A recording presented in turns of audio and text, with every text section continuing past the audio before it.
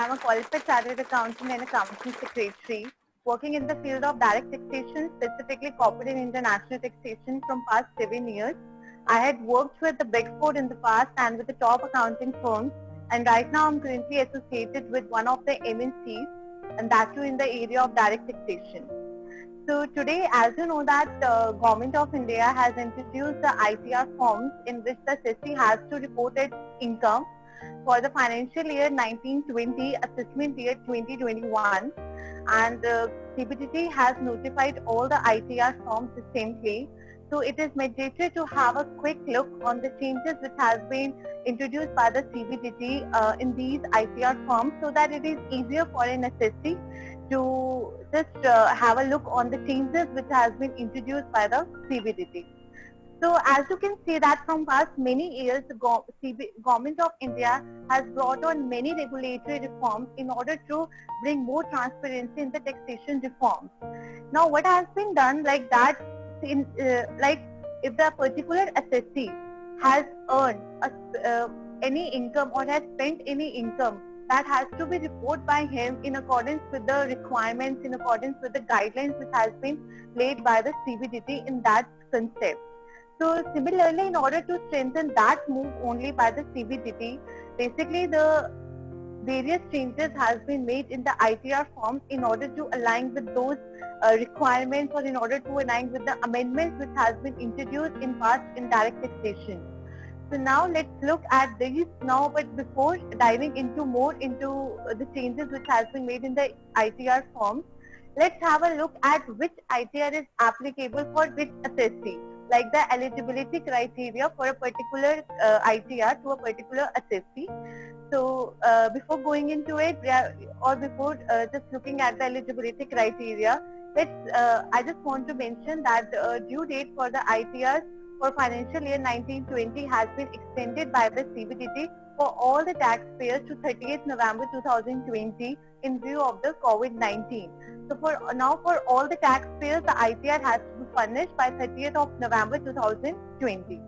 So let's see the eligibility criteria of all the ITRs one by one. The very first is ITR 1. So ITR 1 is basically required to be filed by an individual who is a resident and an ordinary resident in India, and the person is earning an income, total income not more than 50 lakhs during the financial year. This ITR is required to be filed only when the sources of the income are from salary. The other sources, agriculture income is up to INR 5,000. In case these incomes are earned, and that too the income from one house property.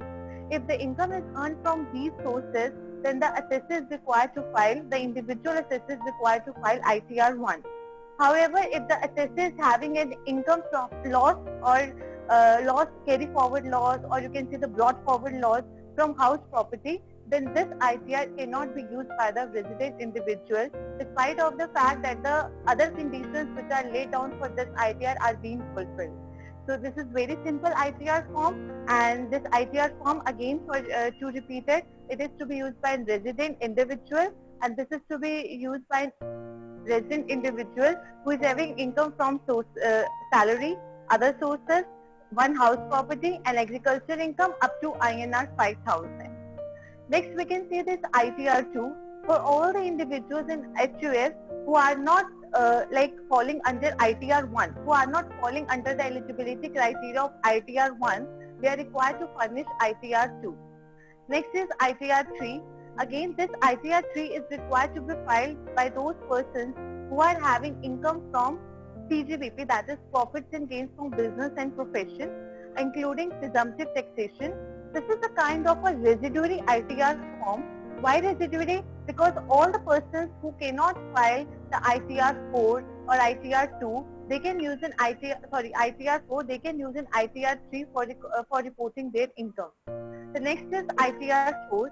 ITR 4 is basically a form for reporting the presumptive taxation.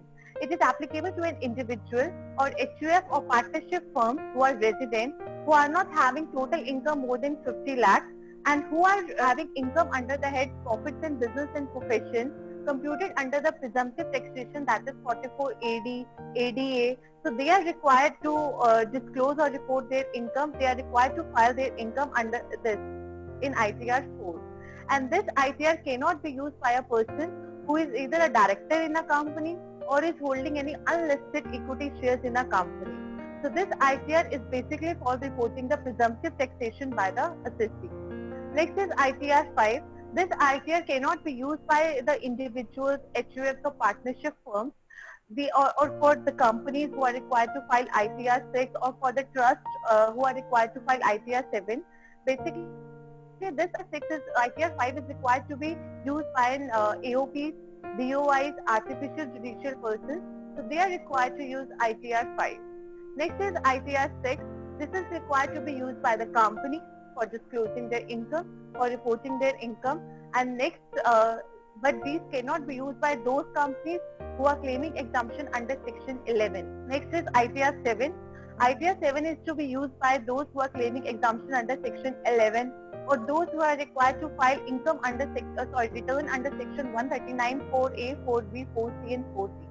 So this was a quick recap to the ITR forms which are required to be filed by particular assessee depending on the type of the income which is earned by them or the investments which are made by them.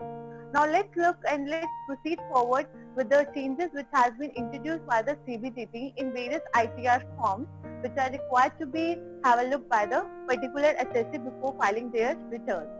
The very first is Aadhaar reporting. This is like if a return of income is filed by an assessee in a representative capacity, then the Aadhaar card number of the representative is required to be furnished in the ITR form to be filed. The second one is co-house joint ownership. Like earlier in January, when the ITR forms were notified for financial year 1920, it has been mandated by the CBDT that the ITR 1 or 4 cannot be used by a person who are the co-joint owners of a property. But now this has been withdrawn and it has been made applicable that this ITR 1 and 4 can be even used by an individual to report their income even if they are the co-joint owners of the house property. The third is the furnishing of Aadhaar card of the owners or the tenant. In this case, what happened is like that when a person is a co-joint owner of any of the house property, then he is required to furnish the PAN of the co-joint owner in his return of income. Now, the person instead of furnishing the PAN of the co-joint owner can also furnish the Aadhaar number of that co-joint owner instead of PAN. The second one is, we can take an example for tenant. The second one is tenant and the owner. Like if the tenant is individual and HUF who is not liable to tax audit and he is paying a rent in excess of INR 50,000 during the financial year, is not required to obtain PAN for deducting the TDS. Now, however, that person is required to furnish the PAN of the owner while filing his return of income. Now this provision has been relaxed and now the owner instead of furnishing the PAN can also give his Aadhaar number to the tenant and the tenant can instead of furnishing the PAN of the owner can furnish the Aadhaar number of the owner in his return of income.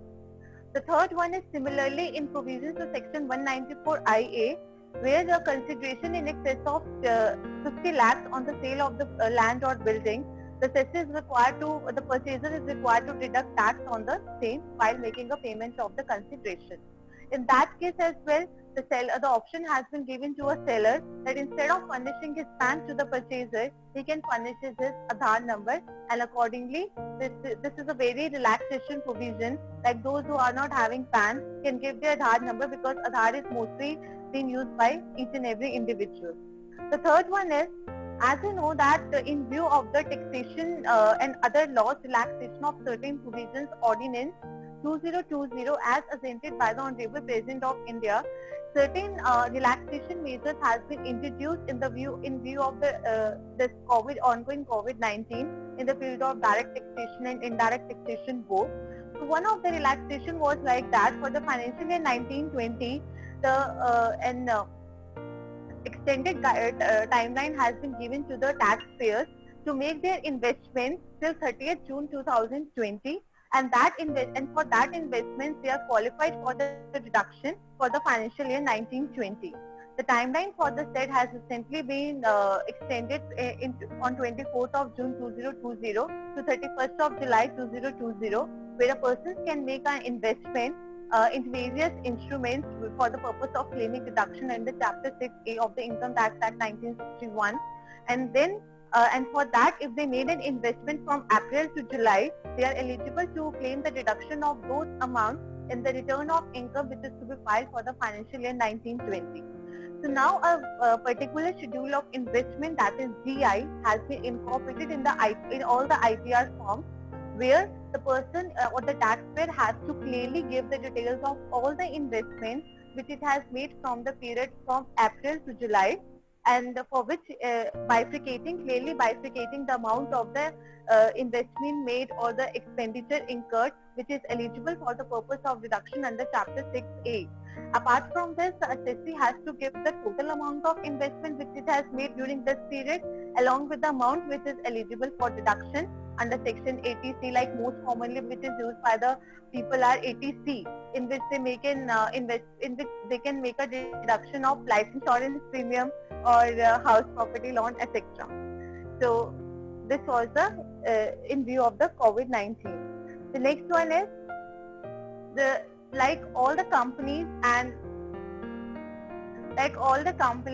required to mandatorily file their income tax return for the purpose of reporting or disclosing their income.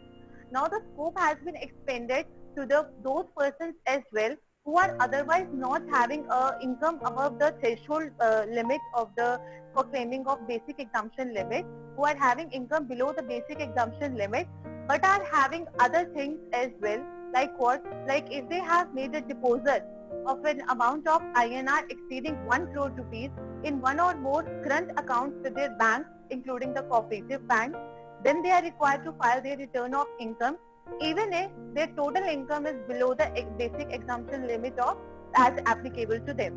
The second is, if they have incurred an expenditure on foreign travel of themselves or of other persons exceeding INR 2 lakh rupees, then also they are required to file their return of income despite their total income is less than basic exemption limit. The third is, if they have made a payment to the electricity charges of an INR exceeding 1 lakh rupees, then also the persons are required to furnish the return of income despite their income is below the basic exemption limit. So basically, by including these 3 points, the scope of the furnishing of ITR has been expanded, as it is basically applicable to those even if they are not having income above the basic threshold limit. But if they are falling under these 3 points, that is deposit, then the incurring of foreign travel expenses, and then incurring of electricity expenses above a threshold limit as provided, then they are required to file their return of income. This point needs the this point needs the careful attention for the assessee, as if they do not file the return of income, they will have to incur a fee as provided under 234F of the Income Tax Act 1967 for delay in filing the return of income beyond the due dates as applicable, which is INR 10,000 rupees, and in certain circumstances it may lead to prosecution as well. The next point is the bank account. In the ITR forms, an option has been given to furnish the more than one bank account, that is a multiple bank account, and then the CPC itself will select one bank account in which it has to credit the refund of the particular assessee. This is also a very good move, because in case any one bank account which has been given by the assessee in the return of income that gets closed during the year, or that is not operating during the year, then it will lead to failure of the credit of refund to the bank account of the assessee. And if multiple bank accounts have been given in the return of income, then the assessee is not required to repeat all the steps for getting the refund credited to his account if the particular account given in the return is basically is not operating due to any of the reasons. So now the assessee can give more than one bank account, that is the multiple bank accounts, in its return of income, and the CPC can itself select that in which bank account it has to refund the credit of the assessee. The next is advance tax, the provisions related to advance tax. Basically, advance tax is required to be paid on every 3 months on every of the for every of the quarter ending, the advance tax is required to be paid. That advance tax is required to be paid on the basis of the estimated income of the particular year, and an interest under section 34C is levied for deferment of the advance tax. Now, if a particular assessee has earned an income, but the same is not received during a particular quarter, then the assessee also has to report that income, or also has to take that income into account for computing the liability of advance tax, because the provision itself states that advance tax has to be computed on the expected income. However, in this particular provision, some relaxation has been given for dividend income under section 115BBDA of INR exceeding 10 lakh rupees, or to the lottery income, or to the capital gains. This provision is already in the Income Tax Act 1961, which states that for these incomes, for these type of incomes, assessee can pay advance tax when the same is received by the assessee. Like when the same is received by the assessee can pay the advance tax on the same when the same are received by the assessee.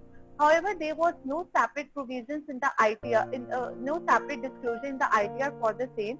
Now the separate disclosure in the ITR, quarter-wise disclosure has been made in the ITR to report such incomes on which the advance tax is paid like this. So this was the change which was introduced in terms of advance tax. The next is the passport details. In the ITR forms which has been notified by the CBDT earlier in January for financial year 1920, the assessee is required to furnish the passport details he's already holding in his hand. I think that these passport details are being asked by the assessee to have a check that in a particular year whether the assessee has travelled to the outside country, how much expenditure the assessee has incurred in the foreign country and the foreign travel, and whether the same is in line with the income which is reported by the assessee in its ITR. So the assessee has to furnish the passport details as well. So these are basically the broad changes which has been introduced by the CBDT. The other changes, let's have a look at the other changes as well. Like if I talk about, like we have to select, like for the government employees, they have to select the nature of the employment. We have to select the nature of the employment while filling the journal information in the ITR. So in that nature of employment for the government employees, there are certain options like whether they belong to central government, state government, public sector undertaking, and others, pensioners.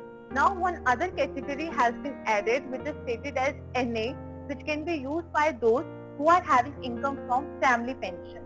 So from those who are having income from the source family pensions, they can use that NA option in the nature of the employment while filling their journal information. So now despite of these changes, let's have a look at the quick changes which has been introduced in ITR Sec. The very first is concessional tax regime.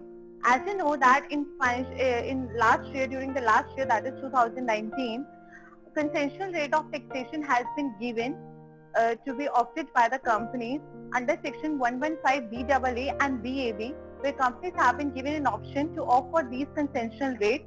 So a drop-down facility has been given under this ITR 6, in which they can have to opt for whether they are opting for 115BAA or they are opting for 115BAB. The second change is regarding a new depreciation rate for motor vehicles, that is the motor vehicles which has been acquired after 23rd of August 2019 but on or before 1st of April 2020 and are put to use before 1st of April 2020, then a rate of depreciation applicable is 45%. Now this rate of depreciation of 45% has been incorporated in the ITR forms as issued by the CBDT. The third is reporting of dividends received by a domestic company from specified foreign company. If a domestic company has received a dividend from a specified foreign company, then that dividend is taxable at the rate of 15%, including plus surcharge and cess. What is a specified foreign company here? The specified foreign company is a foreign company which is holding equity shares of a value of 26% or more in a foreign company. Now, if the domestic company is in receipt of that dividend from the specified company, then it has to separately give a disclosure of those under the Schedule OS, that is other sources, and the Schedule SI, that is special income.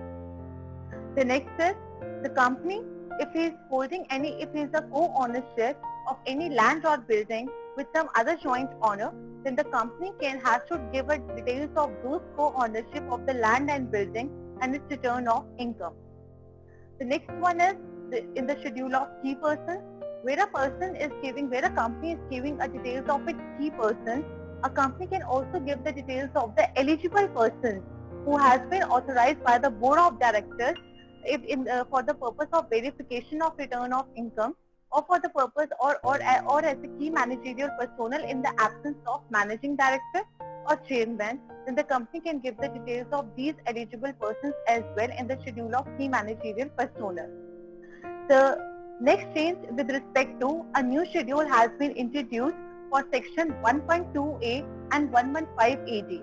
Basically, if the sale of the shares has been incurred under section 112A or 115AD for non-residents or foreign institutional investors, then the details of those sales under those sections, that is 112A and 115AD, is required to be given under those new schedules which has been added.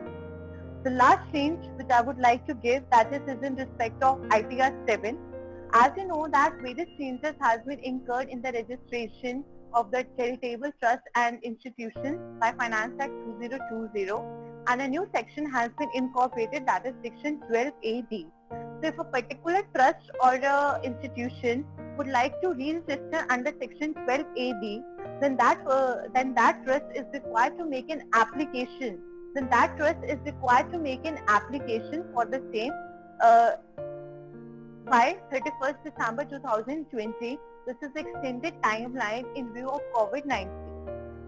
Now, as a due date for furnishing the return of incomes has been extended to 30th of November, so all the trusts who has made an application till 30th of November 2020 are required to give the details of those applications for re-register under section 12AD in the ITR file, that is ITR 7 for the particular year.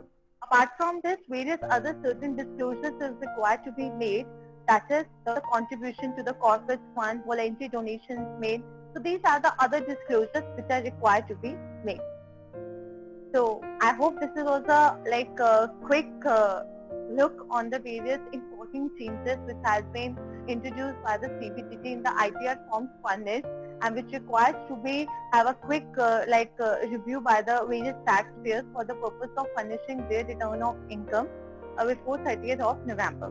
So to repeat, as I mentioned in the beginning, you are required to file your return of income before 30th of November 2020, and in order to avoid the furnishing of a fee for late filing of this under section 234F. I hope this section has given you a quick recall on the various changes which has been introduced in the ITR forms by the CBDT. Thank you.